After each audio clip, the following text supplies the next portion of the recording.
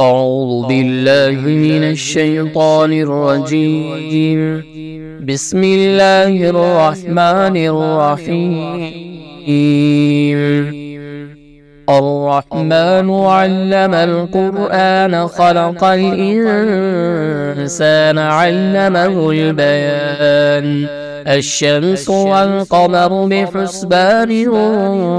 والنجم والشجر يسجدان والسماء رفعها ووضع الميزان ألا تطغوا في الميزان وأقيموا الوزن بالقسط ولا تخسروا الميزان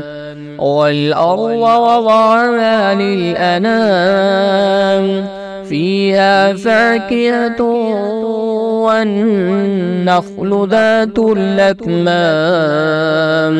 والحب ذو العصف والريحان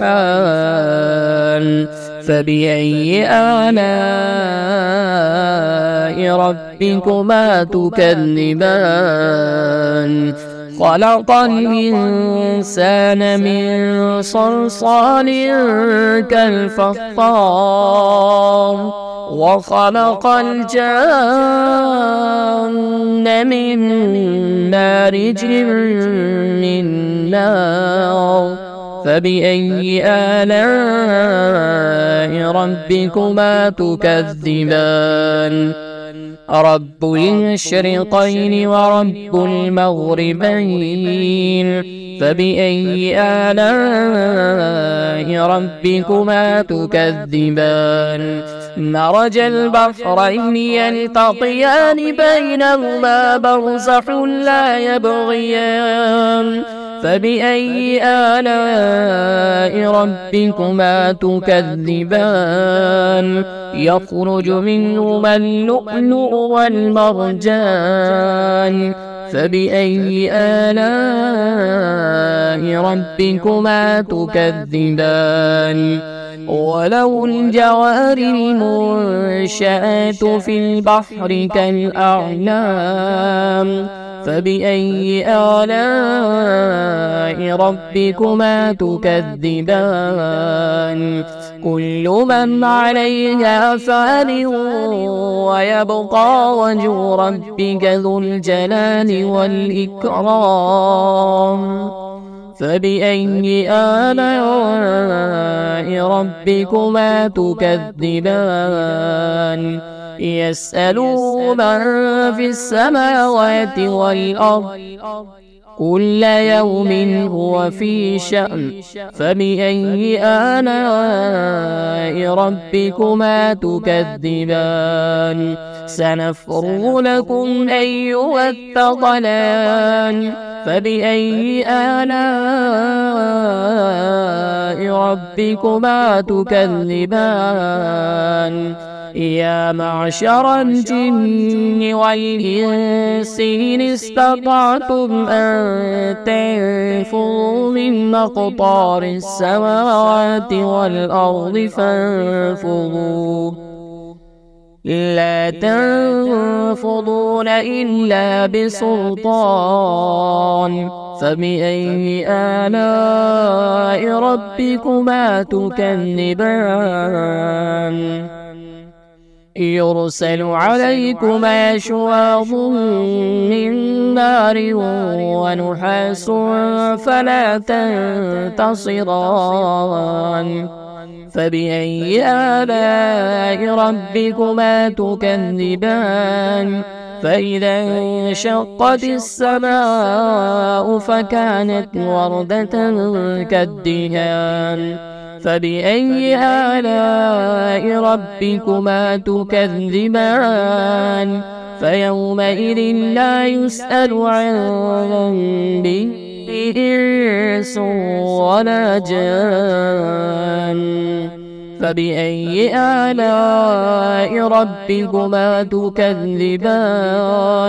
يعرف المجرمون بسيماهم فيؤخذ بالنواسي والأقدام فبأي آلاء ربكما تكذبان هذه جهنم جهنم التي يكذب بها المجرمون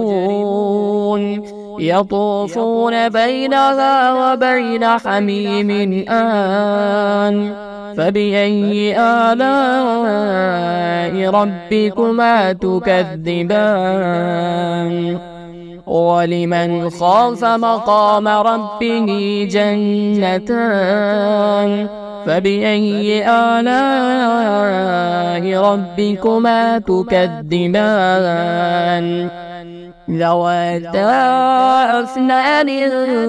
فبأي آلاء ربكما تكذبان فيهما عينان تجريان فبأي آلاء ربكما تكذبان فيهما من كل فاكهة زوجان